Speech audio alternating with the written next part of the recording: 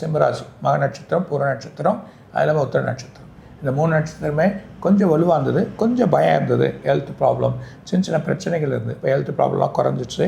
நல்ல வழியாக செவ்வாய் அவர் விட்டு வெளியே போயிட்டார் 2ஆம் இடத்துக்கு. அதுலேருந்து இல்லை. ஆனால் சூரியன் அங்கே வரார். சூரியன் வர்றதுனால பிரச்சனை இல்லை. இருந்தாலும் நிறைய விஷயங்களை பண்ணுறது, ஒரு பாரம் குறைஞ்சது, வழிகள் பண்ணணும், புது இடத்துக்கு பண்ணணும், செயல் பண்ணணும், புது வழி கிடைக்கும் அப்படின்ற ஒரு எண்ணங்கள் நல்லபடியாக ஆகிடும்.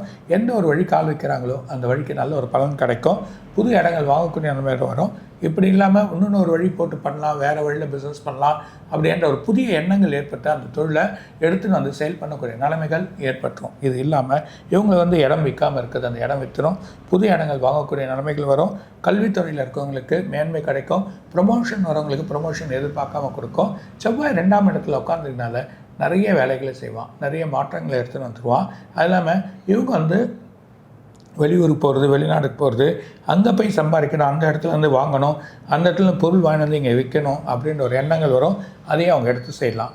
தொழில் நோக்கமாக போகக்கூடிய வழிகள் எல்லாமே வெற்றி கிடைக்கும். பயணங்கள் எல்லாமே நல்லபடியாக ஆகிடும். ஸோ சிம்மத்துக்கு பலமாக இருக்கார். அது இல்லாமல் சுக்கிரன் பெரிய பலமாக இருக்கார் லாபத்தில். அப்படியே 12 வந்தாலும் மரியாதை இருந்தாலும் அவர் நல்லா தான் இருப்பார். திரும்ப ஜென்மத்துக்கு வருஷத்தில் இன்னும் நல்லா தான் இருப்பார்.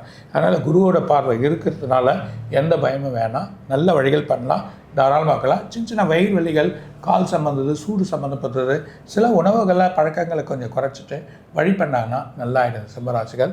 அதே நேரத்தில் இவங்களும் சிவ வழிபாடு தான் பண்ண சொல்கிறார். அம்பாள் செவ்வாய்க்கிழமையான போய் அர்ச்சனை பண்ணிட்டு வர்றது இன்னும் ஒரு பெரிய பலனை கொடுக்கும்.